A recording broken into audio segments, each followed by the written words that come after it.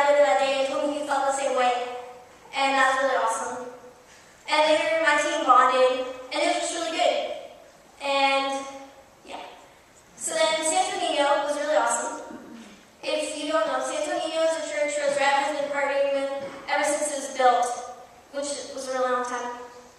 And the pastor, who was from Lourdes, and her daughter, Italia, were really sweet.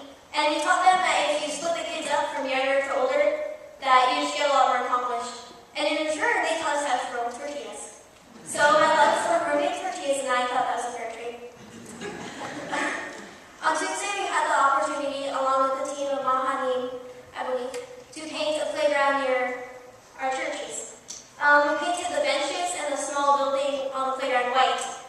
And we were really upset that we were painting it white, because white is a really boring color. And we knew that they would all be graffitied up before you could say, "Praise Jesus." So, with happy hearts, we spent the day of scorching sun painting. And a man came by and told Stan that we were doing a terrible job. And the next day, the graffiti was there again. So that was disappointing.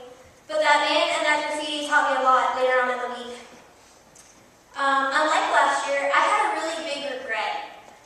Each night we had chapel at our base camp, and for those of you who know me, I get tired at like 7:30. So chapel from 8 to 9:30 in a reclining camp chair didn't really work out so well. I'm guessing it looked a lot like how you men look Sunday morning in here.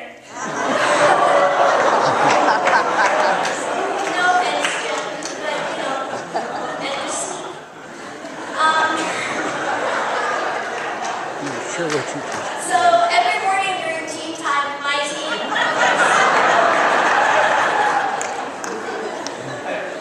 that was a lot funnier than I thought it would be.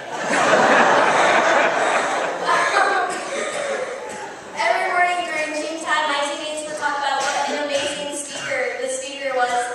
And I feel like I really missed out on a lot of what God could have taught me.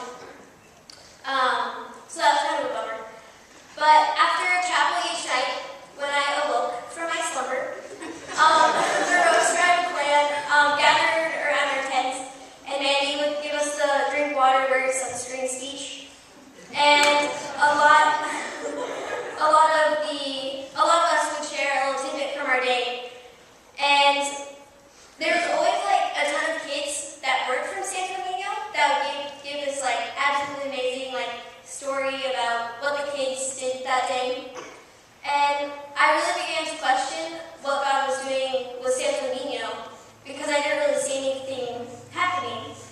I worked with the younger group, which was about 9 years old and younger. So all they really wanted to do was blow bubbles and kick soccer balls.